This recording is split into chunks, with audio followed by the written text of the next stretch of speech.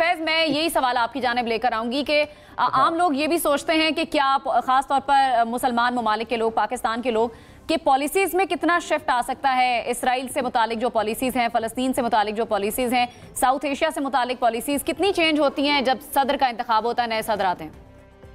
देखिए, इसराइल का जो मामला है, अच्छा एक बात फिर अगेन मैं ये चाहता हूँ कि मोना ने जो बातें की दिलचस्प बातें हैं, इसलिए मैं थोड़ा सा, देखिए इससे म्यूट पॉइंट मेरे लिए, क्यों मैं ये इससे पहले भी मैं कहता रहा हूँ, और जो हमारे मुशाहिद साहब बड़े अच्छे हमारे दोस्त हैं, गालिबन पहली दफ़ा उन्होंने ये बात की थी कि आप इंतज़ार मत करें और 5 नवंबर को ही कॉल आ जाएगी और आपको छोड़ना पड़ेगा। ऐसा नहीं होता। मुशाहिद साहब बड़े सीनियर आदमी है, लेकिन पता नहीं क्यों इस तरह से मुतवातिर ये बात हर इंटरव्यू में ये बात कहते हैं। अच्छा, दूसरी बात ये है कि मुझे अफसोस की से ये कहना पड़ता है कि आप इतना वेट क्यों करेंगे? अभी तो मतलब 5 उस वक्त तो 3 महीने पहले से ये बात हो रही है।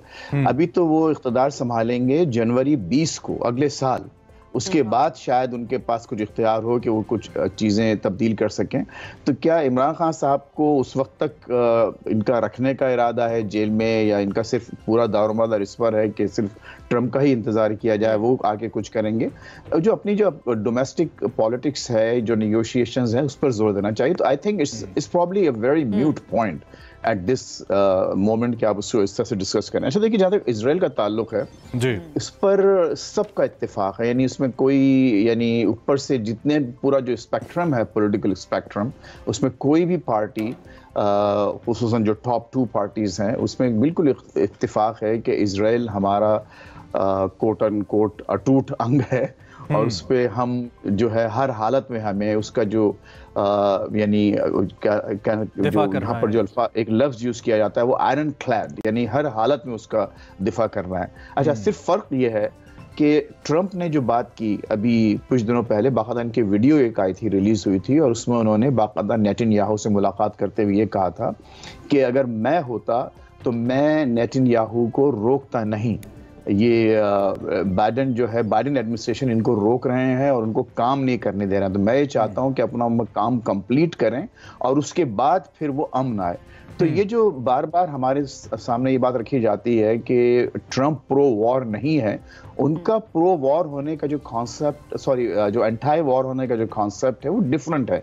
वो ये चाहते हैं कि पहले आप टोटल फिनिश कर दें, यानी एक टोटल विक्ट्री हो और उसके बाद फिर अमन कायम हो जाए। और यही बात यूक्रेन के हवाले से भी करते हैं कि यूक्रेन में जो कुछ भी इस वक्त रशिया ने जो विक्ट्री हासिल की है, उस पर आप एक मोहर सब्त करें, उसको वहां सील करें और फिर जो है वहां पर अमन आ जाए।